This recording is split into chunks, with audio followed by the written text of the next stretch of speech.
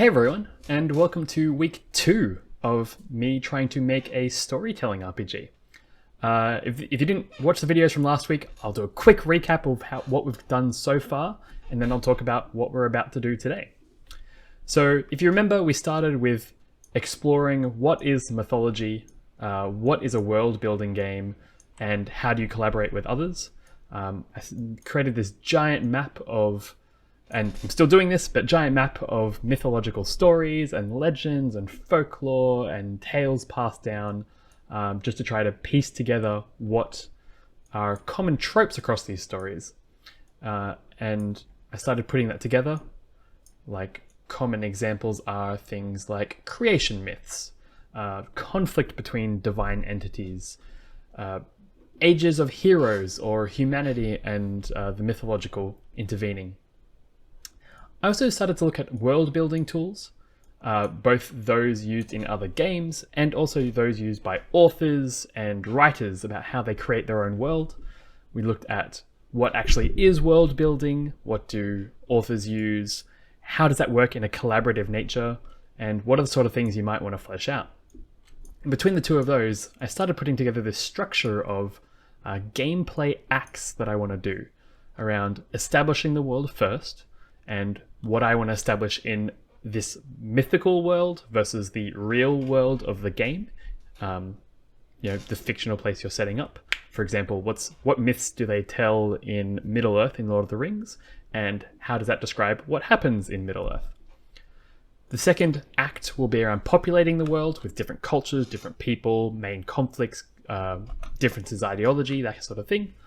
And lastly, the resolution. So where does that leave the world at the end of the story, and how does it wrap up some of the narratives we've been talking about when we're establishing gods and spirits and ancestors? So today I've taken that to the next level by looking at what do other games do in terms of gameplay elements.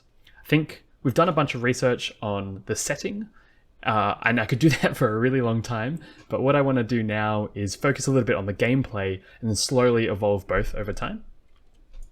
So today I've been doing a bit of a deep dive into what do other games do to set up gameplay and go through the steps of how they structure what you do as a player. Now, I've chosen 5 games, not because this is all the games. These are just some that I'm kind of familiar with or some that I liked aspects out of, and it sort of inspired me to think more in the area. So my goal is, after taking a look at this, you notice I've starred a couple of things there on the screen. Those are the things I really, really liked and might borrow from. I've also got some think bubbles in some various places where I don't think it would be a good fit for my game, but I should think about how to do something similar. I can go quickly one by one. You'll notice in each of these little each of these sections, I call out the focus of the game. Think of this as the game's theme. Because a lot of your gameplay elements will tie very closely to its theme, and I can call that out as we go. For example, Quiet Year is a game about tension growing over time. It's a culture or a set of people who have just recovered from this big cataclysmic event, and it's about to happen again. So how do these people rebuild over time? What tensions still exist, and how does it all come crumbling down? My favorite sort of aspect here, let me get my highlighter out, is like players drawing on a map is always a whole bunch of fun, and I like that aspect too. I don't know what it's going to look like yet, but I'll figure it out. You draw some prompts across the game, and you always get 2, so you get to pick which you find more exciting, which I think leads players to making, well, 1, replayability, but 2, you can see what better fits your world. And the sort of big thing I liked from Quiet Year is that the prompts are quite seasonal. So you start in spring and the whole theme, or like a lot of the cards, are about growth. Then you go to summer, and I can't quite remember what's in summer. But then as you go to autumn, you're still trying to resolve some conflicts, but things are slowly unraveling. And then by winter, you're just dealing with a whole bunch of mess at the same time.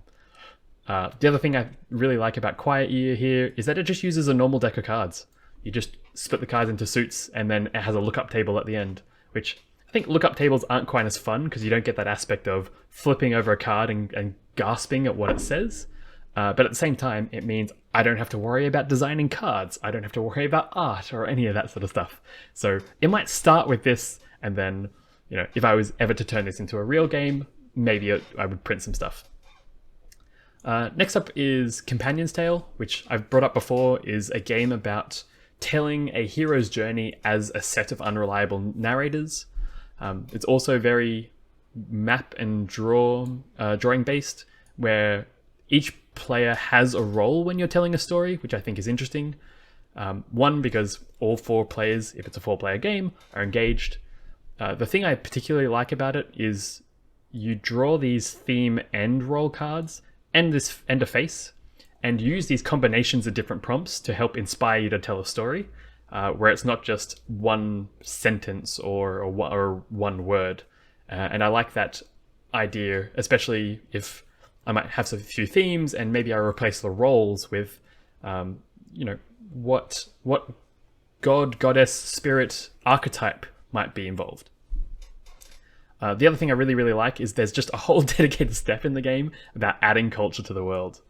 And when I talk about adding culture, I mean like how, what do people sing, dance about? How do they reflect, you know, what in universe media do they have? It really fleshes this out of what do the people feel like. If you walked into one of these places, what would you hear walking down the street or see? And that is just a super cool aspect that I want to explore. It's also got this idea of creating some characters and reusing them later. Might play around with that. We're going into more freeform kind of games. Fiasco, super fun game. Just because I don't have any stars here doesn't mean I don't like it as a game. It's just all about personal drama, and I don't think that's the game I want to build. Maybe in that mythical stage, but the way it goes about doing it is maybe not how I'd go about doing it. My big question mark here is you set up a whole bunch of stuff at the start and then use that to play the game. I might do something similar. You'll notice a lot of these games start with setup, like a prologue, starting the map, setting up concept and theme.